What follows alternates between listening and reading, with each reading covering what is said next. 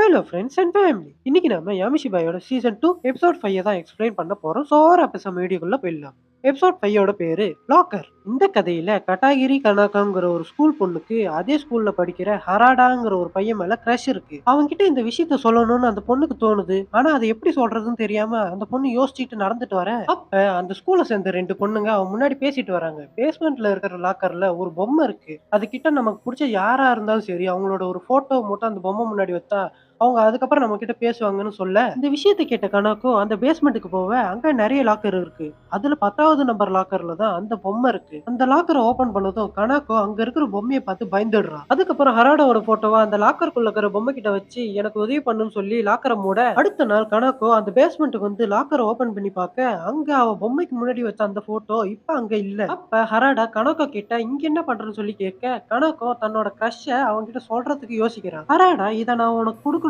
தான் வந்தேன்னு லாக்கரோட கீய காட்ட, கனாக்கோ நான் உன்னோட போட்டோவை லாக்கருக்குள்ள வச்சேன் ஆனா அது இப்ப காணும்னு சொல்ல, ஹராடா நீ அதை வைக்க மறந்துருப்பன்னு சொல்றான்.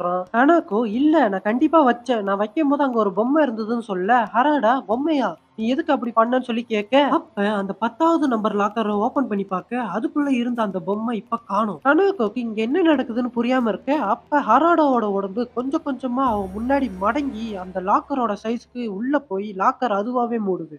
அண்ட் இதோட இந்த எபிசோட் முடியுது. சோ இந்த எபிசோட் உங்களுக்கு எப்படி இருந்ததுங்கிறத மறக்காம கமெண்ட்ல சொல்லுங்க. அடுத்த ஒரு வீடியோல இருந்து உங்களை நான் சந்திக்கிறேன். பாய்.